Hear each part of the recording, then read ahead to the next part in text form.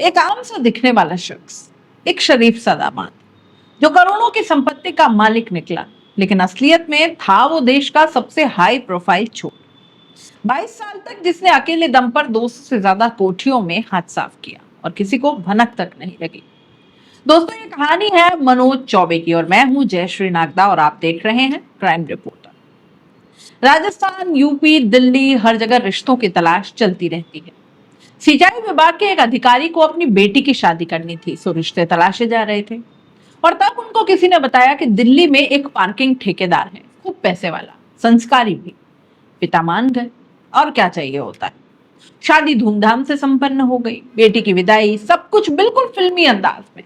लेकिन इस फिल्म में हीरो नहीं बल्कि खलनायक था और यह कोई बात जानता नहीं था।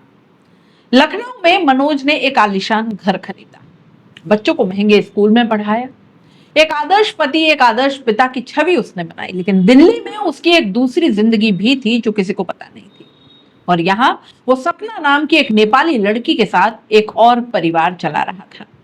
दोनों जगह के लोग सोचते थे कि मनोज जी तो बहुत शरीफ है भाई, इतना शरीफ आदमी का आजकल होता भी है क्या?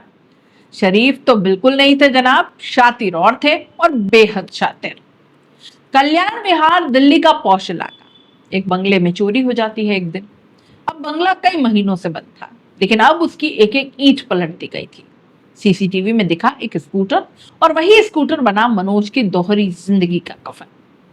पुलिस ने नंबर ट्रेस कर लिया, नाम निकला विनोद थापा।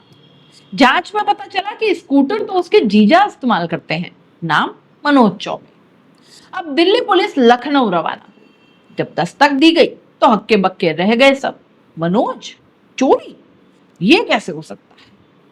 अब साहब मनोज के घर की तलाशी शुरू हुई। कागजात मिले, नेपाल में होटल, यूपी में लॉज, लखनऊ में किराए पर दिया हॉस्पिटल। अब तक सब मानते थे कि वो ठेकेदारी से कमाता है, लेकिन उसकी कमाई की असली जगह चोर इंडस्ट्री थी। अकेले दम पर 22 साल में 200 से ज्यादा कोठियों को उसने लूट डाला था। अगर घर के बाहर अखबार कई दिन पड़े, पौधे सूख गए, बेलें दीवारें पर चढ़ाई हो, कोई आवाज ना हो, तो समझो मनोज ने उस घर को टारगेट कर ही लिया।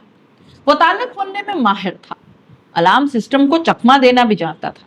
चोरी के बाद पूरी तरह वो गायब हो जाता, न फोन, न नेटवर्क, न कोई लोकेशन। 22 साल तक उसने किसी को साथ नहीं जोड़ा। हर चोरी उसने अकेले की, हर बार नया नाम, नई पहचान। और यही वजह थी कि पुलिस की गिरफ्त से 2 दशक यानी 20 साल तक वो बचता रहा। एक रात वो चोरी कर रहा था, सीढ़ियों से फिसला और सर में चोट लगी तो होश खो बैठा। पुलिस को सूचना मिली, पहली बार चोर पकड़ में आया और फिर हुआ एक बड़ा कबूलनामा। मनोज ने बताया कि मैंने चोरी को ही करियर बना लिया था, ठेकेदारी मेरी कवर स्टोरी थी।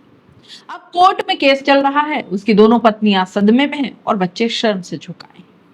समाज, वो सिस्टम जिसने कभी इस डबल लाइफ को ट्रेस नहीं किया, या हम जो दिखावे से ही इंसान को पहचान लेते हैं।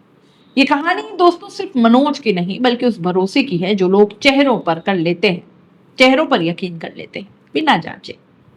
एक इंसान, 2 जिंदगी, और तीसरी जिंदगी अब सलाखों के पीछे शुरू होगी।